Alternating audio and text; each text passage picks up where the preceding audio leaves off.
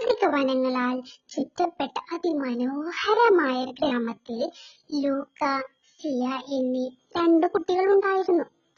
10 വയസ്സ് പ്രായമുള്ള ലൂക്ക ബുദ്ധിശാലിയും 8 വയസ്സ് പ്രായമുള്ള സിയ മിടുക്കിയുമായിരുന്നു.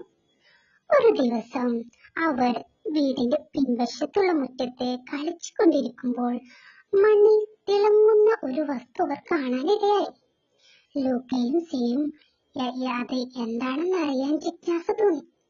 അവർ 2 പേരും അങ്ങോട്ട് ചെന്ന് മണ്ണ് പതുക്കെ മാറ്റി നോക്കി. അപ്പോൾ അവർക്ക് അത്ഭുതപ്പെടുത്തുന്ന ഒരു മോതിരം കിട്ടി. മോതിരം കണ്ട് അവർ ആകെ അത്ഭുതപ്പെട്ടു പോയി.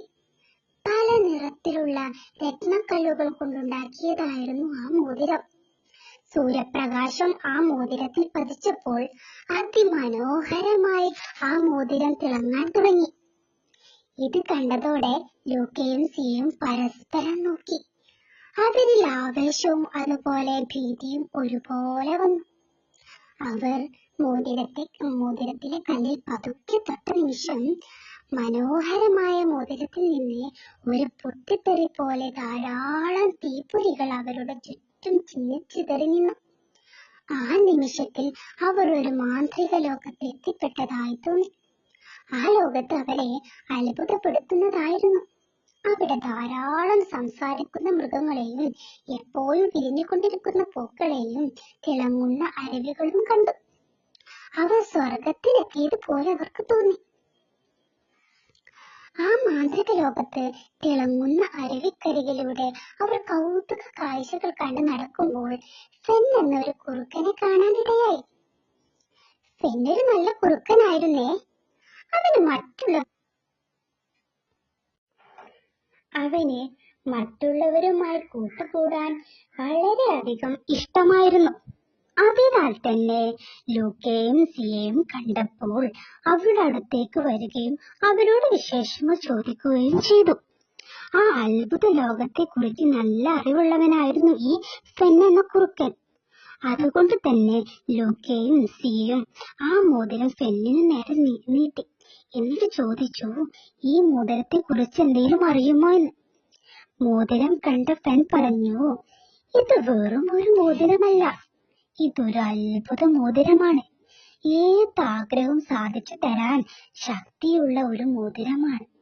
എന്നിട്ട് അവരോട് വീണ്ടും പറഞ്ഞു, പക്ഷേ ഇത് ഉപയോഗിക്കുമ്പോൾ സൂക്ഷിക്കണം.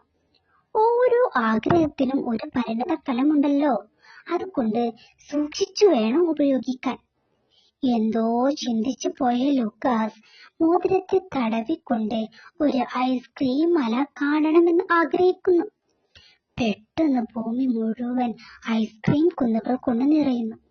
പക്ഷെ അത് കുട്ടികളിൽ സന്തോഷമൊന്നും നൽകിയില്ല. പകരം അവരിൽ ഒരു മരവിപ്പാണ് ഉണ്ടാക്കിയത്. തുടർന്ന് മിയ പറഞ്ഞു, ഇത് ഞാൻ ആഗ്രഹിച്ചതല്ല. ഈ തണുപ്പ് വളരെ കഷ്ടമാ. കുട്ടികൾ അവരുടെ സന്തുലിതാവസ്ഥയുടെ പ്രാധാന്യം മനസ്സിലാക്കുകയും ഐസ്ക്രീം സാധാരണ നിലയിലേക്ക് മടങ്ങണമെന്ന് അവർ ആഗ്രഹിക്കുകയും ചെയ്തു. പിന്നീട് അവർ ഒരു വലയിൽ കുടുങ്ങിക്കിടക്കുന്ന പക്ഷിയെ കാണാനിടയായി. കുട്ടികൾ അതിനെ കണ്ടപ്പോൾ വല്ലാത്ത സങ്കടം തോന്നു. അതിനെ സഹായിക്കണമെന്ന് അവർ ആഗ്രഹിച്ചു. കുട്ടികൾ മോതിരത്തെ തടവിക്കൊണ്ട് 2ാമത്തെ ആഗ്രഹം പറഞ്ഞു. പെട്ടെന്ന് മോതിരം അതിന്റെ മാന്ത്രിക ശക്തിയാൽ ആ പക്ഷിയെ പെട്ടെന്നാണ് മോതിരം അതിന്റെ ശക്തി ഉപയോഗിച്ച് ആ പക്ഷിയെ രക്ഷിച്ചു. ഇത് കണ്ട കുറുക്കൻ കുട്ടികളോടായി പറഞ്ഞു, ആഹാഹാ, ഇത്തവണ നീ ബുദ്ധിപൂർവമാണ് തിരഞ്ഞെടുത്തത്. കുട്ടികൾ ചെയ്ത ഈ നല്ല കാര്യം അവിടെയുള്ള മൃഗങ്ങളിലും പക്ഷികളിലും സന്തോഷമുണ്ടാക്കി.